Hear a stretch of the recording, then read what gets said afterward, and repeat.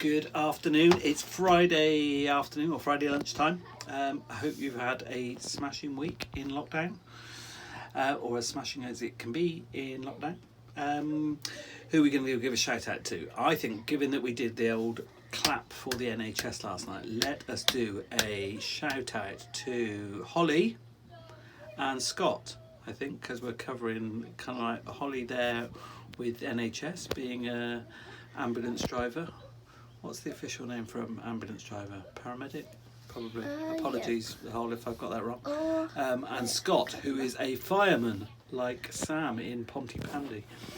So big shout out to Holly and Scott. You are doing tremendous work and we cannot wait to see you again when all of this is over, but keep up the good work. You are doing a fantastic job. Right, we are up to chapter 8 of the Enchanted Wood. Joe and the Magic Snowman. Yes, Joe and the Magic Snowman.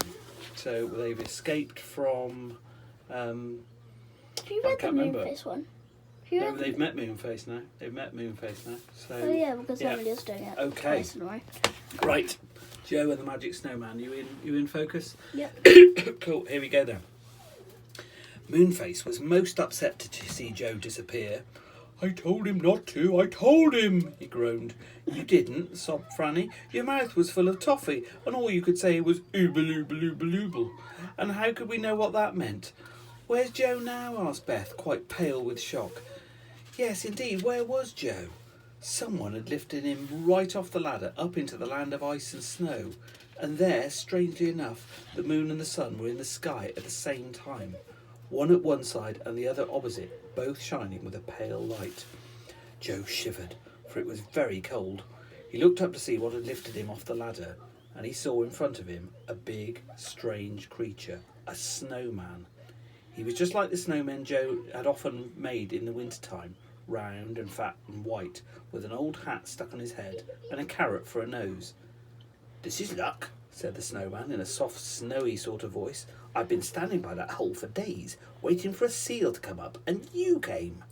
Oh, said Joe, remembering that seals came up to breathe through holes in the ice. That wasn't a water hole. That was the hole that led down to the faraway tree. I want to go back, please. The hole is closed up, said the snowman. Joe looked, and to his great dismay, he saw that a thick layer of ice had formed over the hole, so thick that he knew perfectly well he could never break through it. Whatever shall I do now? He said. Just what I tell you, said the snowman with a grin. This is splendid. In this dull and silent land there is nothing but polar bears and seals and penguins. I have often wanted someone to talk to. How did you get here? Asked Joe, wrapping his coat firmly round him, for he was bitterly cold. Ah, said the snowman, that's a long story. I was made by some children long ago, and when they'd finished me, they laughed at me and threw stones at me to break me up. So that night I crept away here and made myself king. And what's the good of being king if you've only got bears and things to talk to? What I want is a really good servant who can talk my language, and now you've come. But I don't want to be your servant, said Joe indignantly. Nonsense, said the snowman, and he gave Joe a push that nearly sent him over. Then, on big, flat snow feet, he moved forward to where there was a low wall of snow. Make me a good house, he said. I don't know how to, said Joe. Oh, just cut blocks of this stiff, icy snow and build them up one on top of another, said the snowman. When you've finished, I'll give you a warm coat to wear. Then you won't shiver so much. Joe didn't see that he could do anything but obey. So he picked up a shovel that was lying by the wall and began to cut bricks of the frozen snow. When he'd cut about 20, he stopped and placed them one on top of another, till one side of the round house was made. Then he began to cut snow bricks again, wondering all the time how in the world he would ever be able to escape from this strange land. Joe had often built little snow houses of soft snow in his garden at home during the winter.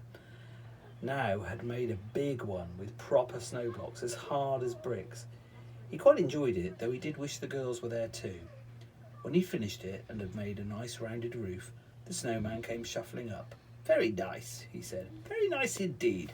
I can just get in, I think.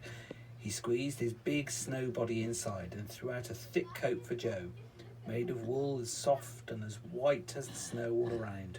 Joe put it on very thankfully. Then he tried to squeeze in after the snowman, for he wanted to be out of the cold, icy wind. But he was so squashed between the snowman and the walls of the snow house that he couldn't breathe. "Don't push so," said the snowman disagreeably. "Move up." "I can't," gasped poor Joe. He felt quite certain that he would be pushed right out of the snow hut through a hole in the wall. Just then there came a curious grunt at the doorway. The snowman called out at once. "Is that you, fairy? Take this boy to your home under the ice. He's a nuisance here. He keeps squashing me." Joe looked up to see who Fairy was, and he saw a great white bear looking in. The bear had a stupid but kind look on his face. Said the bear, and pulled Joe out into the open air. Joe knew it was no use to struggle. Nobody could get away from a bear as big as that. But the bear was certainly very kindly. "Oomph," he said to Joe with a low grunting noise. "I don't know what you mean," said Joe. The bear said no more. He just took Joe along with him, half carrying the little boy, for Joe found the way very, very slippery indeed. They came to a hole that led under the ice and snow. The bear pushed Joe down into it, and to Joe's enormous surprise, he found there was a big room underneath with 5 bears there, big and little. It was quite warm there too. Joe was astonished, for there was no heater, of course. "Oomph," said all the bears politely. "Oomph," said Joe. That pleased the bears very much indeed. They came and shook paws with Joe very solemnly and oomphed all over him. Joe liked the look of the bears much more than he liked the look of the snowman. He thought perhaps they might help him to escape from this silly land of ice and snow. "Could you tell me the way back to the faraway tree?" he asked the bears politely and clearly. The bears looked at one another and then oomphed at Joe. It was quite clear that they didn't understand a word he said. "Never mind," said Joe with a sigh, and made up his mind to put up with things till he could see a way of escape. The snowman was a great nuisance. No sooner did Joe settle himself down for a nap, leaning his head against the big warm body of a bear, than there came a call from the snow house. "Hey boy, come here and play dominoes with me."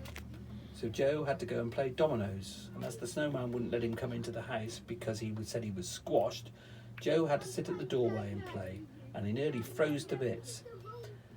Then another time, just as he was eating a nice bit of fried fish that one of the bears had kindly cooked for him, the snowman shouted out to him to come and make him a window in his house, and Joe had to hurry off and cut out a sheet of clear ice to fit into one side of the snow house for a window. Really, that snowman was a perfect nuisance. "I wish to goodness I'd never stepped into this silly land," thought Joe 100 times. "It's a good thing the bears are so nice to me. I only wish they could say something else besides woomph." Joe wondered what Beth and Franny were doing. Were they very upset when he didn't come back? Would they go home and tell their father and mother what had happened? Beth and Franny were upset. It had been dreadful to see poor Joe disappear through the cloud like that. Moonface looked very solemn too. He could speak quite well now that he'd swallowed all his toffee. "We must rescue him," he said, his face shining like the full moon. "How?" asked the girls. "I must think," said Moonface, and he shut his eyes. His head swelled up with his thinking. He opened his eyes and nodded his head. "We'll go to Goldilocks and the 3 bears," he said. "Her bears know the land of ice and snow. She might be able to help Joe that way." "But where does Goldilocks live?" asked Beth in wonder. "I thought she was just a fairy tale." "Good gracious, no," said Moonface. "Come on, we'll have to catch the train." "What train?" asked Franny in astonishment. "Oh, wait and see," said Moonface. "Hurry now, go down the slippery slip and wait for me at the bottom." That's the end of the chapter. Oh. So on Monday we will return with the House of the 3 Bears, where they'll obviously go off and try and rescue poor Joe from the land of ice and snow with the help of the 3 bears. So this weekend, what are we doing this weekend, Squirtle? Well, We're they're locked, so not much. Well, no, this is true. But read it. Well, as far as this is concerned, we're going to read either picture books. Well, me and Molly will find some picture books.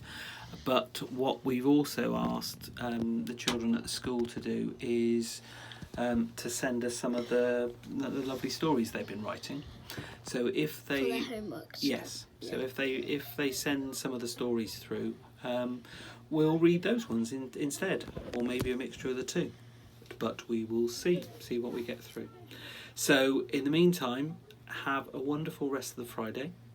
We will catch up tomorrow. Stay safe, be good. Does that cover everything off? I think it does, because I've got a call in 10 minutes. Okay, so